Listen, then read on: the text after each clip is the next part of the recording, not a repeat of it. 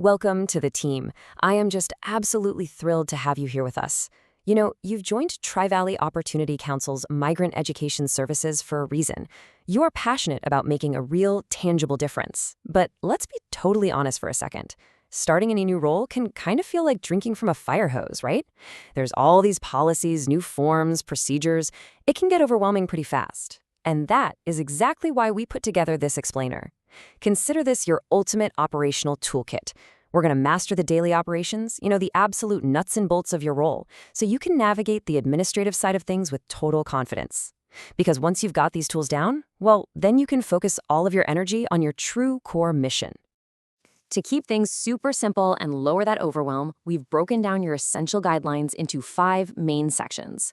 We've got Welcome to the Mission, Time, Schedules, and PTO, Navigating your tech tools, Fiscal rules and Amex, and finally, protecting participant data. Let's dive in. Section 1, Welcome to the Mission. Okay, before we get bogged down in timesheets and expense codes, we really need to ground everything we do in the why. Our motto here is simple but powerful: people helping people. I really want you to keep this phrase front and center in your mind. It's so incredibly easy to view administrative tasks as just, corporate red tape meant to slow you down. But here, every single fiscal form you process compliantly, every time card you submit accurately, is ultimately about removing educational barriers for migratory families. Your operational precision quite literally fuels this mission. 1,500. Take a second and think about that number. That is the approximate number of highly mobile, low-income students all across Minnesota that our department supports through the Title I Part C program. These are kids who face serious educational disruptions, cultural barriers, and social isolation just because of frequent relocations for seasonal agricultural work. So, when you follow our operational guidelines, you are actively securing the funding and compliance that allows us to guide those 1,500 students right toward high school graduation. It's huge. Section 2, Time, Schedules, and PTO.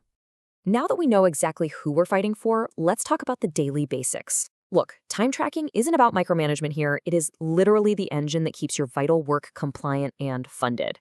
Now, you have 2 distinct PTO buckets, and understanding their limits is absolutely key. PTO rest carries over year to year, but it caps out at 338 hours. PTO sick, on the other hand, caps at 182 hours. If you hit those caps, your accrual just stops until you take some time off. So what's the big takeaway here? Take your time off. Your rest is essential. You literally cannot pour from an empty cup, so we highly encourage you to use your PTO rest to recharge so you can just keep doing great work. So what does your daily rhythm actually look like? Well, we have some clear expectations to keep you running smoothly. If you're scheduled to work a minimum of 6 hours, you get a 30-minute unpaid meal break. And listen to this. That break is meant to be completely uninterrupted unless there's an absolute emergency. Step away, eat your lunch. You also get a 15-minute paid break for every 4 consecutive hours you work. Another absolutely crucial daily habit: updating your monthly calendar. If you ever need a report outside of regular office hours, your supervisor definitely needs to see that reflected on your calendar. It's really just for your safety and for accountability. All right, so tracking that time happens in Dayforce. It's pretty straightforward. Step 1, you just got to clock in and out daily. Dayforce records your actual real-time hours.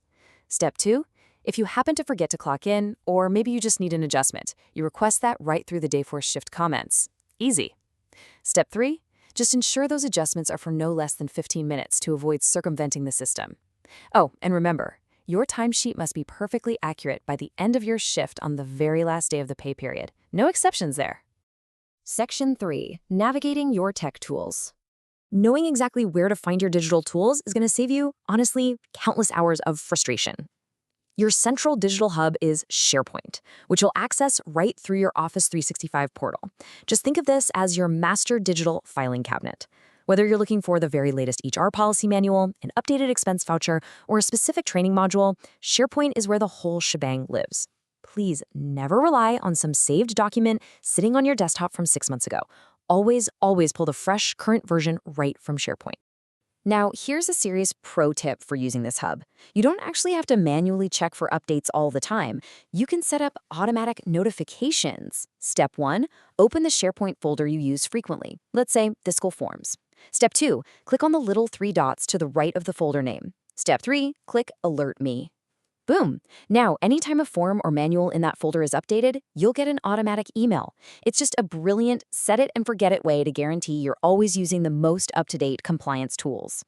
Section 4, Fiscal Rules and Amex. Okay, spending company money compliantly is what secures the federal and state grant funding that literally keeps our programs alive. First, we've got to clear up a really common pitfall that causes massive headaches.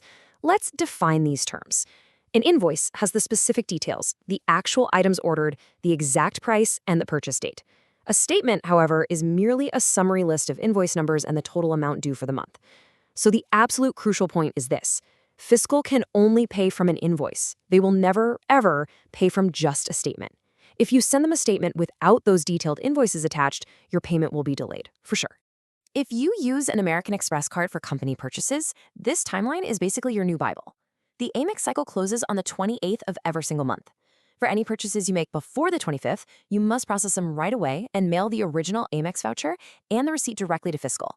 Please do not hoard them until the end of the month. Now, for those last-minute purchases made between the 25th and the 28th, you're going to scan those to your supervisor for quick processing to hit that deadline. After that, you keep the physical original in your files, but make sure it is clearly marked with the words scanned to Fiscal. All right, rapid-fire rules for your own personal employee travel and expense vouchers.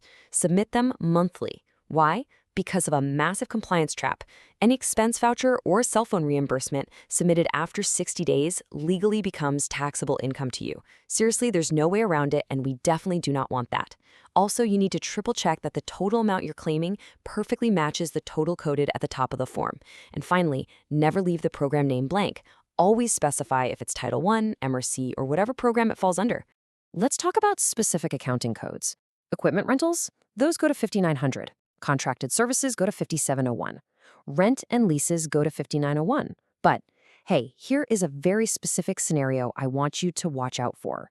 If you receive a rent invoice that includes extra additional charges layered on top of the base rent, you absolutely must code those separately. Only the pure rent amount goes to 5901. Your precision here saves the fiscal team a ton of manual correction time. Stop right there and listen super closely to this rule. Gift cards are never an allowable expense with TVOC funds. Period. End of sentence. Under federal and state grant rules, gift cards are considered taxable income. So never, ever purchase a gift card thinking it's just a quick, convenient way to buy supplies or support a family in a pinch. It is a major compliance violation. Just don't do it. Section 5, Protecting Participant Data. The families we serve place a tremendous amount of trust in us, and protecting their privacy is completely non-negotiable. I really want you to seriously consider this hypothetical for a second. What happens to sensitive participant data when you step away from your desk? Think about it. Whether you are in a busy regional office, working from your own home office, or out at a community event, if a document with a student's data is just sitting out in the open, we have a serious problem. We are handling personally identifiable information, or PII, every single day. We're talking social security numbers, medical records, dates of birth. To safeguard all of this, you've got to build some strict daily habits. When not in active use, physical documents absolutely must be stored in locked file cabinets. And what about talking? Discussions about a child or a family must happen in private areas. Never, ever where other families or unauthorized staff might overhear you. And critically, when you're emailing a colleague about a student, never use their full name. You've got to use the child's MSIS ID number. Once their identity is established in the thread via that ID, then you can switch to using their first and last initials. Even our digital hygiene needs to be completely flawless here. Whenever you use a printer or scanner to email a copy of a document containing PII, you need to follow this exact procedure every single time. Step 1, scan and email the document. Step 2, immediately delete that scanned image file from your computer's desktop and then empty the trash bin on your computer. Don't just leave it in the recycling bin. Step 3, go straight into your email client, delete the email from your sent items folder, and empty the email trash too. We absolutely cannot leave digital footprints of sensitive data just sitting around on local machines.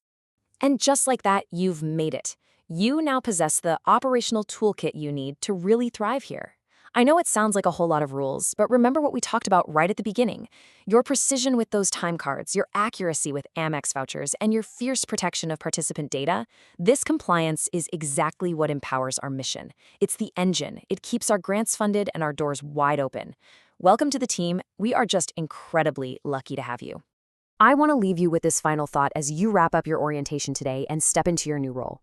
Now that you've got these operational tools completely mastered, how are you going to use them to impact a migratory student's life today? Keep that focus front and center, stay structured, and go do some absolutely amazing work out there.